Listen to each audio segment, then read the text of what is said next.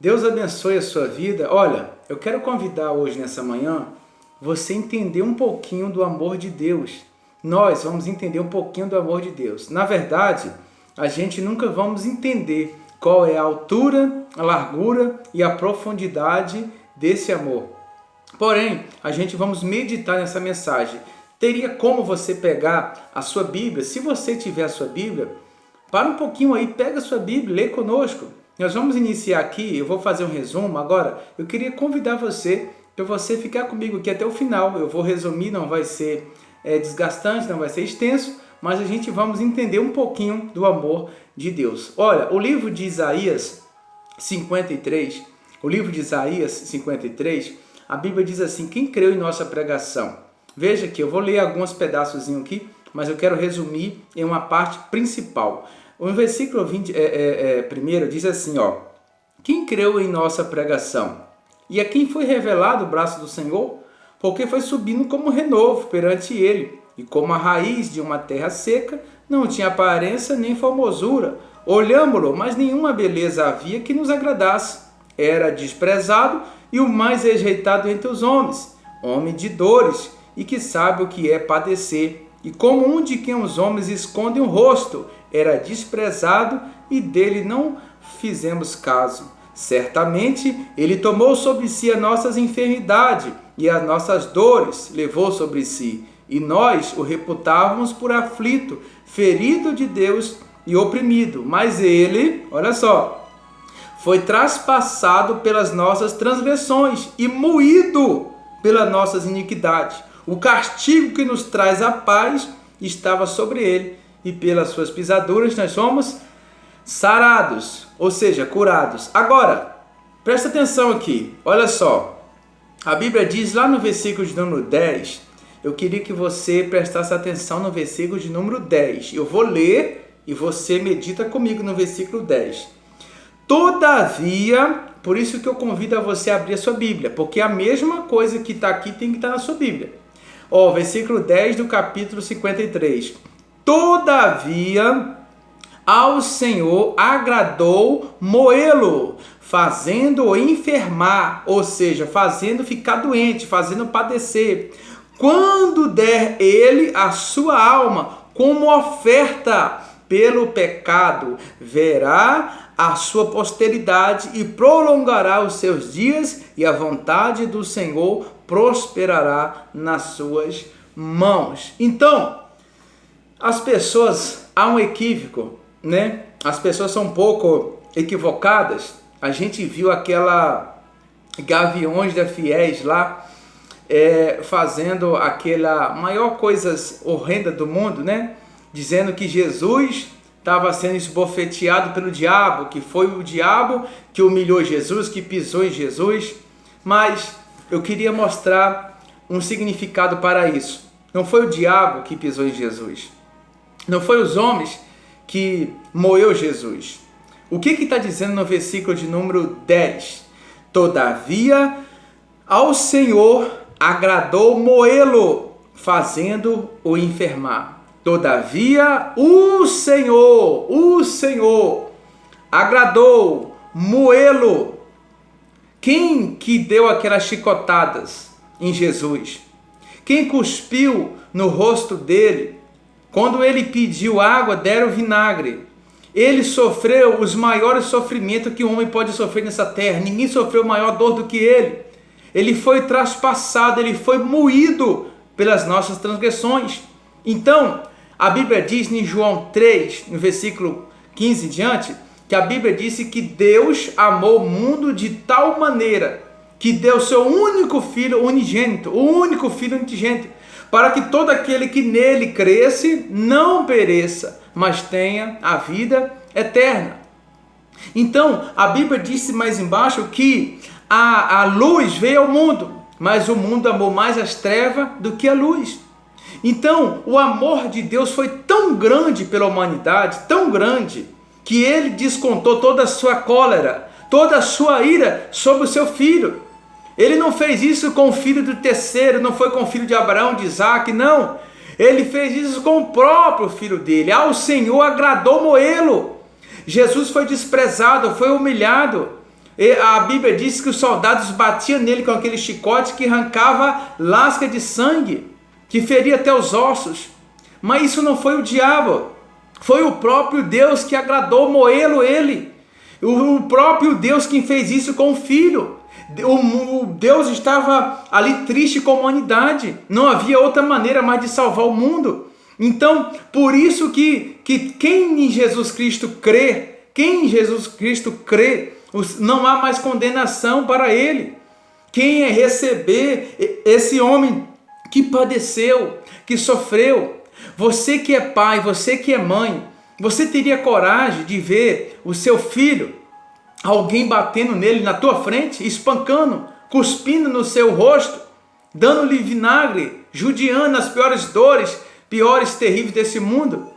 Você teria coragem de ver e não fazer nada? Eu aposto que não. Então você entende um pouquinho do amor de Deus. Lá no livro de Marcos, quando Jesus estava já na via dolorosa, quando ele na verdade estava indo para aquela cruz, carregando aquela cruz pesada, cai aqui, cai acolá, ele teve uma hora que ele caiu e não conseguiu se levantar, e constrangeram um homem chamado Simão, que vinha do campo, a entrar debaixo daquela cruz e chegar até o lugar da caveira, onde ele ia ser crucificado. Então, naquele momento ali, quando colocaram os pinos na sua mão, cada mão recebeu um pino e cravaram naquela cruz, e ele viu muitas pessoas que ele curou. Imagino ali as pessoas que eram autoridade, como Jairo. Ele tinha curado a filha de Jairo, ele tinha curado muitas autoridades, muitas pessoas. Imagina um conversando com o outro, dizendo assim: vai, faz alguma coisa para te salvar ele de lá. Mas ninguém pôde fazer nada para tirar ele daquela cruz, porque ao Senhor agradou moê-lo. Ninguém conseguiu tirar ele de lá. Mas muitos diziam assim, muitos que ele tinham curado, abrido os olhos, diziam assim: mata ele, crucifica ele. E a última oração, uma das últimas orações que ele fez na cruz foi essa. Ele mesmo organizando ali, né, sem oxigênio e podendo não muito respirar, ele olhou para o céu e disse: Pai, perdoa eles, porque eles não sabem o que fazem. Eles não sabem o que fazem. O mundo amou mais as trevas do que a luz. Como assim? Como que as pessoas amam mais aquilo que é ruim do que aquilo que é bom e agradável? Então, quando ele estava naquela cruz, as últimas palavras dele foi essa: Eli, Eli, lama sabachthani, que quer dizer: Deus meu, por que me desamparaste? Houve trevas na terra, a terra tremeu, porque ao Senhor agradou fazer isso. Quem agradou fazer isso foi o Senhor, não foi o diabo, não foi o homem, não foi ninguém que humilhou Jesus, foi Deus que fez isso. Ele fez isso com o Filho dele. Toda a raiva, toda a ira, toda a cólera, ele descontou sobre o Filho dele, para que hoje todo aquele que nele crê, no Filho. Então, quando ele deu o último brado e falou assim: Pai, está consumado, ele quis dizer: a obra foi realizada, foi feita. Eu sofri, eu passei o maior sofrimento, mas foi feita. A Bíblia disse que o véu se rasgou de cima e embaixo, em duas partes. Esse véu não foi para sair, mas foi para entrar. Cada um de nós hoje podemos entrar. Foi feita, a obra foi realizada. Deus está, o inimigo com o mundo não tinha comunhão com Deus. Então houve essa ponte. Jesus Cristo está entre você, ele é o intercessor, ele que te intercede até o Pai. Então você pode hoje entrar no Santo do Santo. O véu rasgou. Quem é que fez Jesus ir para aquela cruz? Foi os seus pecados, foi os meus pecados. Eu não sei qual é o peso daquela cruz, segundo os historiadores, né, os teólogos, que aquela cruz, aquele pedaço daquele madeiro, pesava 60 quilos. A madeira inteira com aquela cruz, aquela que estava fixa, que uma fica fixa e a outra que estava nos ombros de Jesus, pesava em média 150 quilos. Eu não sei o peso dessa cruz, você também não sabe.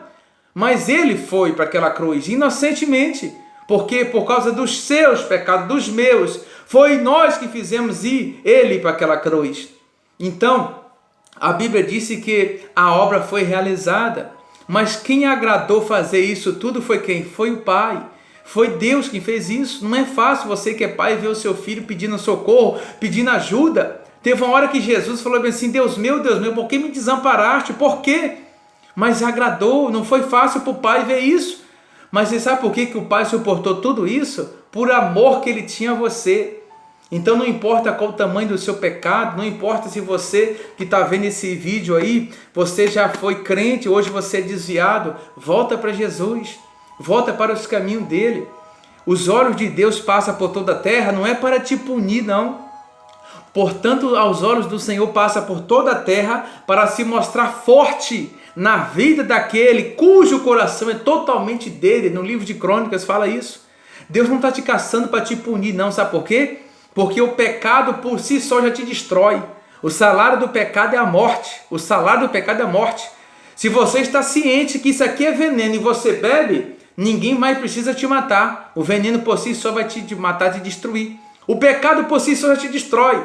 Então Deus não está te procurando para te punir. As pessoas têm a visão de um Deus que é carrasco. Olha, Deus está vendo isso, aquilo, outro. Deus não está te procurando para te punir. Ele está caçando a ovelha que está desgarrada para sarar suas feridas, para colocar sobre os seus ombros e trazer de novo para o seu aprisco.